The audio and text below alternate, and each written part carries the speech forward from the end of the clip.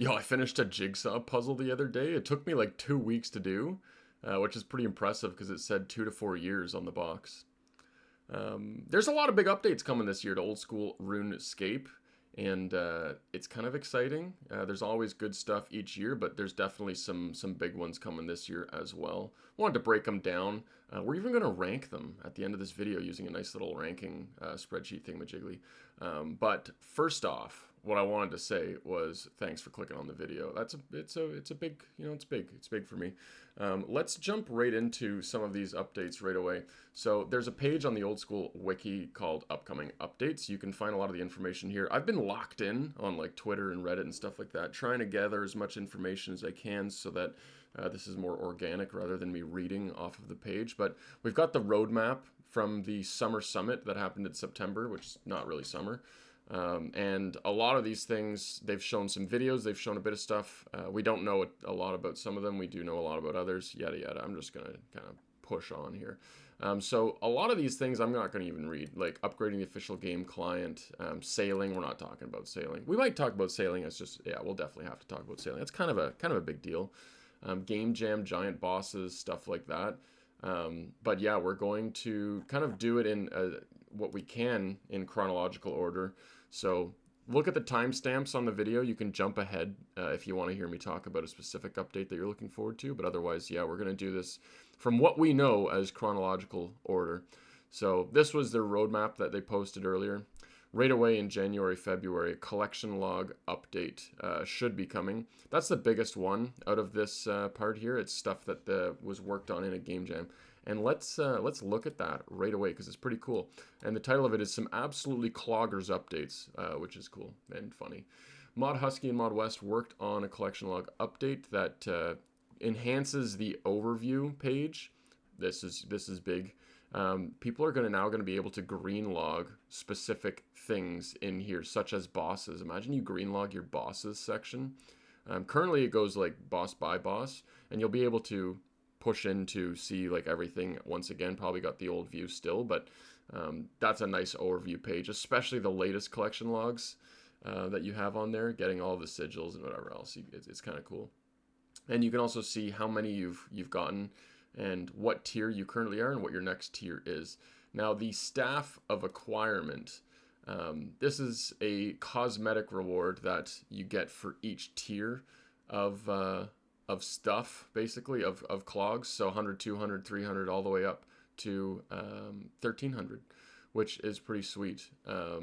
They look cool, as we can see in the nice little GIF here.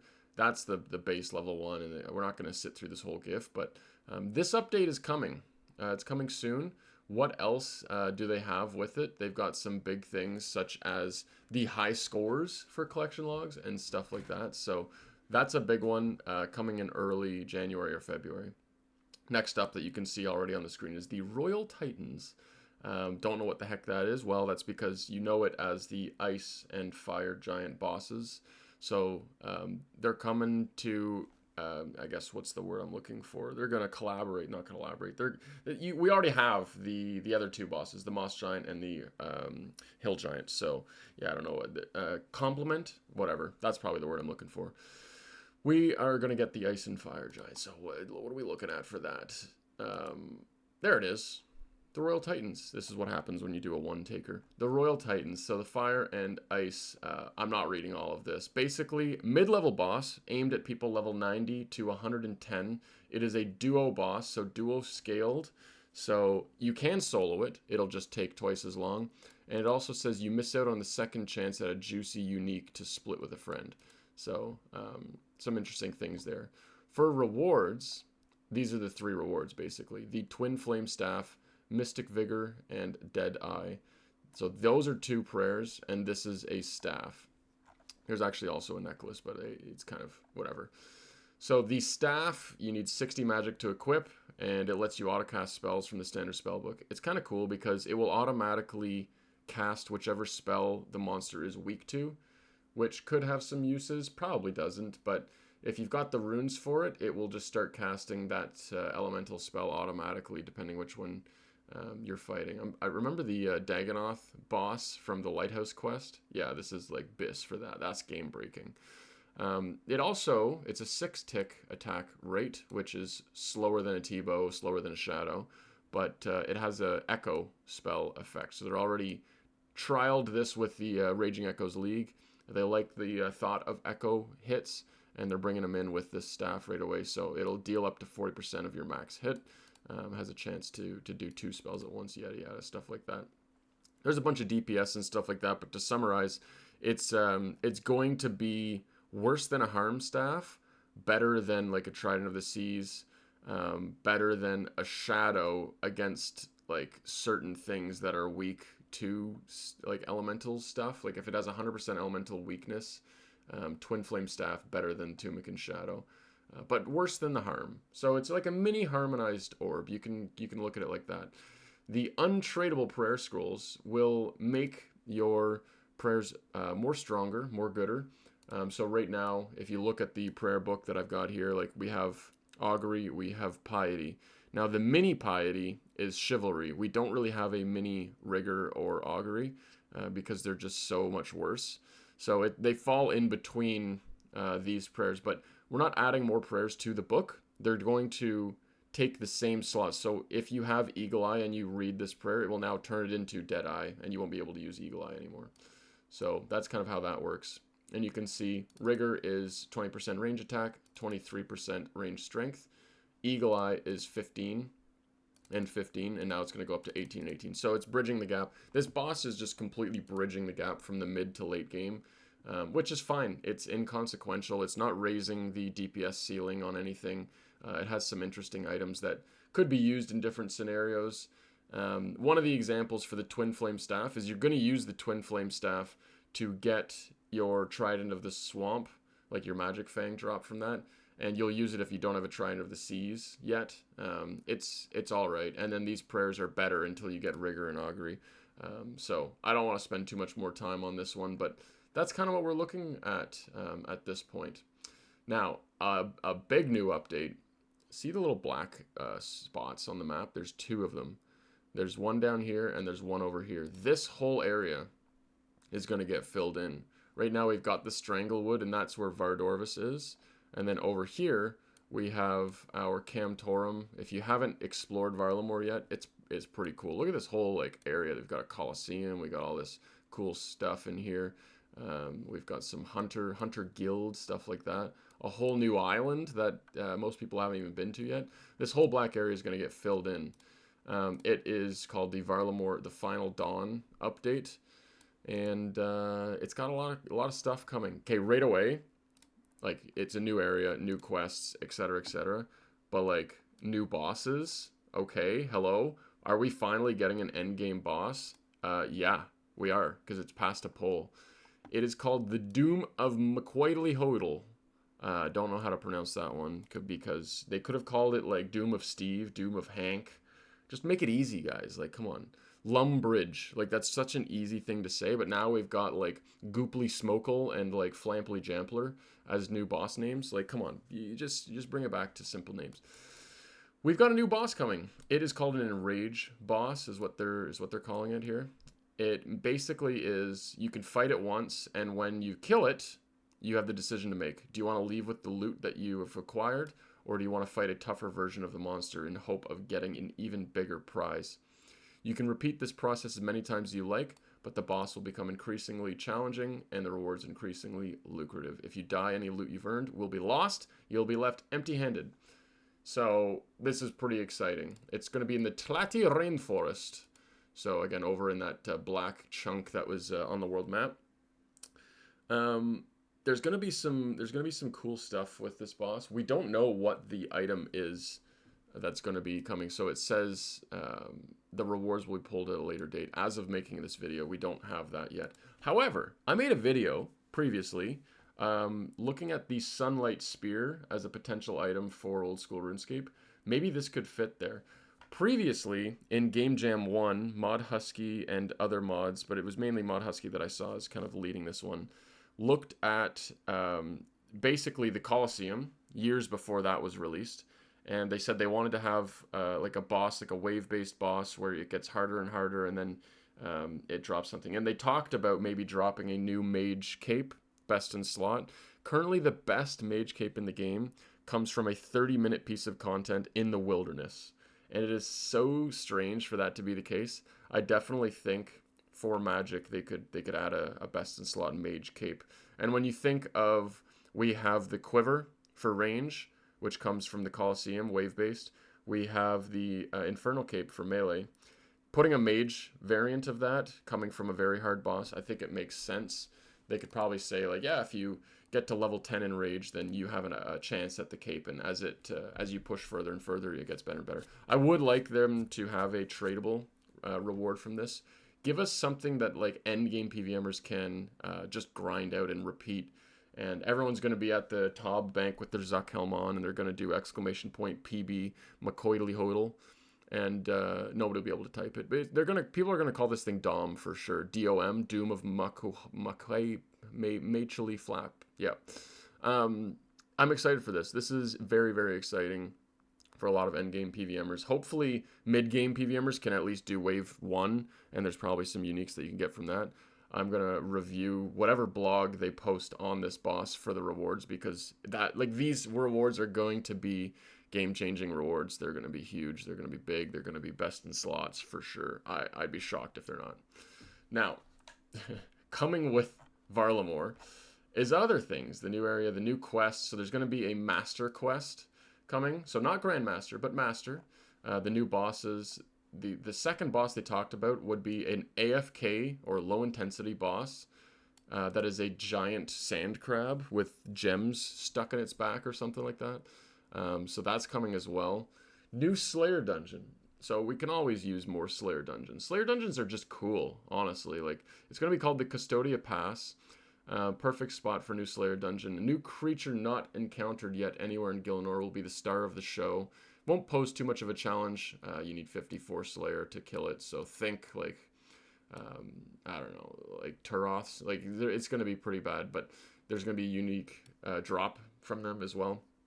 But that's cool. The Fletching Activity, we got a full blog on this one that recently came out, and I'll quickly review basically how it works, because that's a lot of text to read. So this new thing in the rainforest on the west part of Varlamore, you are going to be able to make totems, like fletch some totems. I'm picturing, remember that quest in Karamja, Southern Karamja, like where you make the totem? I think it's called like something totem, tribal totem.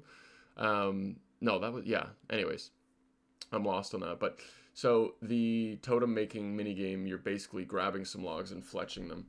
Now you're gathering the lumber. The higher tier the wood, the longer your totem will stand. Allows you to keep the site active for more Ent visits. So you're going to be building these totems, and then these mystical Ents are going to come and check them out and pray at the totems, and gives you XP. Now it looks kind of like birdhouse runs a little bit, something like that, because you're going to be able to put these totems up and then leave them, and then come back later to get your experience. You're going to whittle your logs into some blank poles. You're going to choose which animal to represent.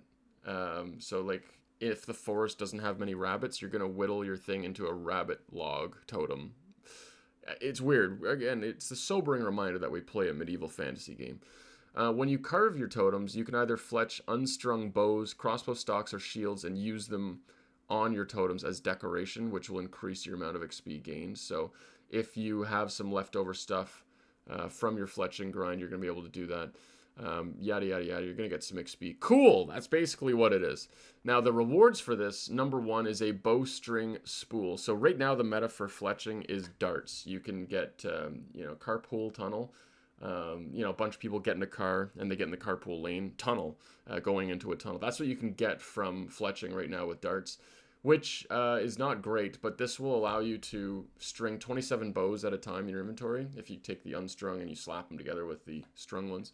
Fun fact, back in like 2010 or 2009, I had my first skill cape was fletching, and I spent months just fletching unstrung bows because that was the best money at the time. Fletching knife, you can sharpen your knife over and over, but sometimes you get a new one. It's 23 years of using the old knife. So now we got a new knife. 20% chance to speed up your fletching action.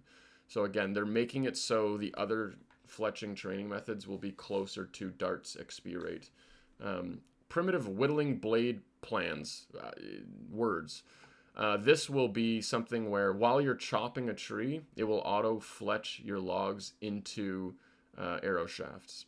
Now, obviously, this is taken straight from leagues. They've already done this in leagues where it was like every log gets fletched, but this is going to be some of your logs get fletched. Yeah, it's kind of whatever. Ent branch is a reward. You'll be able to increase how good your bird snares box traps are. So if you're doing chinchompas and you have ent branches or you've enhanced your box traps, your box traps will automatically reset 50% of the time if it fails to catch something. So this is a side buff to Hunter, which is it's interesting. It's thematic. It fits. Did we need it? No. Access to an extra Slayer area. So they're talking about taking these rewards from the fletching minigame to give you access to a new Slayer area. Well, a extra Slayer area. This is a weird roundabout way of getting the imbued heart drop rate down. They're saying that you will have a 5 to 10% increased chance of a superior spawning in this new Slayer area that you can only get to using Ent branches. It's weird. It's very weird. It's probably coming anyways, but yeah, I don't know. Auburn darts, okay? This is where I'm lost. You're going to be able to get these auburn darts. If you use an Ent branch on magic leaves, yew leaves, or maple leaves, you get an auburn dart, and these darts can be used at the start of combat to debuff your target with the potency scaled on the leaf. Guys, just stop trying to make forestry a thing. Just fucking give it up. Give it up, please, for the love of all things Saradomin. Yeah, player-owned house stuff, Auburn Seed, Green Man Mask. I'm not reading them. I'm done with this update. We are moving on, okay? But basically going back to see where are we at with this. We've got Varlamore. We've got all kinds of new stuff coming there. What's next? Sailing. Of course, sailing. I have made a video reviewing this entire sailing blog. It will be in the description. If you would like to watch and listen to that one, where I really break this down, go for it. Skimming through this, sailing might be coming in 2025. If I had to guess, I would say we'll see like at least a beta for sure that you can test. I don't know. Like, we don't know where it's at. They've done a lot of the groundwork that was necessary to get to this point. But anyways, sailing as a skill. How are we going to train it? Sea charting. Okay, there's your boat. You're going to chart the sea. This is like you're going to all these different areas and you're looking at landmarks to fill in your... It's like a collection log, but for sailing. Every time you get to a new area, it will unlock that spot. Now we've got these different shipwrecks that you'll be able to go to and plunder for their loot, and that will be a sailing method of training. What else do we have? Port tasks. So you grab a task from a port that says, "Yo, deliver 300 case of quesadillas." And you'll get some XP, and then you do that for sailing. Yeah, there's all kinds of stuff like that. We're skimming through it, as I mentioned. There's a whole video where I break this down without boring you on the details. Barracuda Trials. This is like Hallowed Sepulchre on the ocean. Could be really good. Could be really cool. Gameplay comparison. Engaging, attentive content. They say this is compared to the Corrupt Hunliff and the Hallowed Sepulchre. So, kind of craziness. Yeah, skipping through sailing. This could be coming in 2025. Obviously, that's huge. Huge for the game. Gonna bring in a lot of new players. Gonna bring back old players. And gonna probably make a few players quit because they don't want a new skill. And they're not, I don't know. At least try it. But I don't know what else to say there. But definitely at least try it. So, pulling up our thing here. The only other one on the list is Project Zenaris. That could be coming this year. And if we look at our thing, well, there's going to be more updates, but Project Zenaris is private servers for old school RuneScape. You will be able to purchase or rent a private server and play with your own rules. If you want to region lock an account and have it like a legitimate region lock in your own private server, you can do that. If you want to buff your XP rates and make your own league server where it's like 25x XP, you can do that. If you want to have a server that has the exact same rules as the main game, but the only people on that server are you and your clanmates, you can do that. It is a cool update. It is good. It's good for business. Hopefully it's good for the game. I don't know. Like, we could do studies. There's pros and cons to it for sure. But it's big. The only good thing, well, there's a lot of good things. One of the good things from Project Xanarus is that they've got an entire team dedicated to this project, and they're not taking away dev time from our current game updates and stuff. Let's look at our tier list. Wow, doing a tier list live. This will be fun. So right away, I'm going to go through them from left to right. The collection log update, we skimmed a little bit there. New interfaces, high scores for collection logs. It is breathing so much life into the game where people are going to be grinding out cloggies, which is what the game has now become. It used to be fashionscape. Like, everyone was like, oh, I want a ranger hat. What is it called? Robin Hood hat. I want a Robin Hood hat and a dragon chain body because that's the coolest fashionscape in the game. And that's what people grinded for. And then it became, oh, let's get pets because I can show them off. You can now show off how cloggy you are with that cosmetic staff and the high scores. This is huge for the game. This is an S tier update. I honestly think it's so good. It's overdue. It's about time.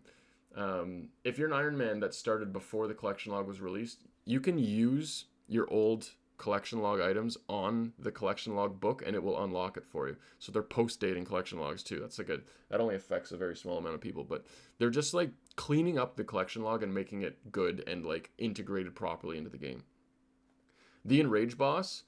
Now, we don't currently know too much about this. Doom of Mac. I think this is going to be an S tier update. It can't be bad. They can't let this flop. I think it will be the trio of Inferno, Coliseum, and Mage Cape, probably. Now, I could be wrong. They could post a blog tomorrow after releasing this video and say, yeah, we're actually doing a new range weapon, and that would be sad, but it's only good for the game. Finally, endgame PVMers get another really cool update, and you better believe there's going to be so much content of people being like pushing for the highest new wave. Like, people will be, oh, someone got to wave 72. Can anyone get to 73? That's such a funny number. Oh my gosh. I don't know. It's going to be cool with a never-ending increase. The only thing that will stop this from being an S tier update would be if the mechanics of the boss suck. Like, if there's no rewards, people are still going to do it and grind out the top rank of that. And I hope you don't see, like, on the high scores, it won't show you your high, like, I want it to show your high score on the boss, like, portion of the high scores. I don't want it to say, yeah, you've killed it 15 times. I want it to show, like, your high score is 12, like wave 12 or wave 70 or wave 20. I don't know how quickly the waves are going to progress, but pretty excited for this. The Fletching minigame. Now, Fletching needs this as a skill. It's currently either a bank standing skill or you do it while running around and doing darts and whatever. So having an alternate way of training it is important and good. And I think it's aptly fitting in row B. I think this will be better than the Herblore minigame that was recently released.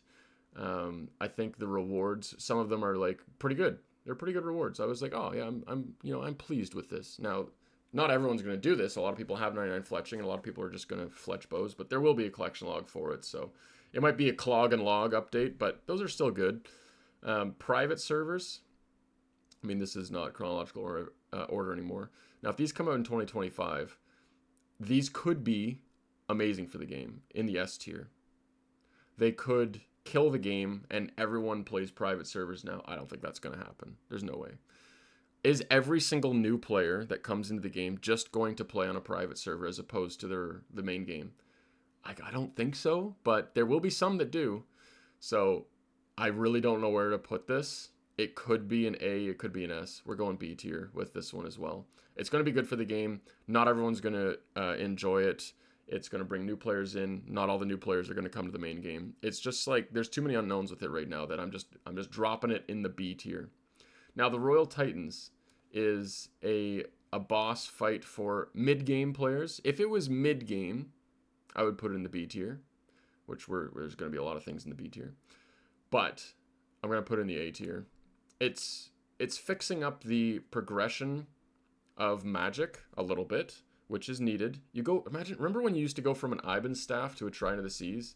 The DPS on Ivan staff was like 3, and a Trine of the Seas was like 6. They're finally fleshing out. They got the Warp Scepter that helps a little bit with that. There's still a gap. Okay, perfect. Elemental weaknesses. That fixes a lot of it. Okay, now we don't have any good staffs for elemental weaknesses.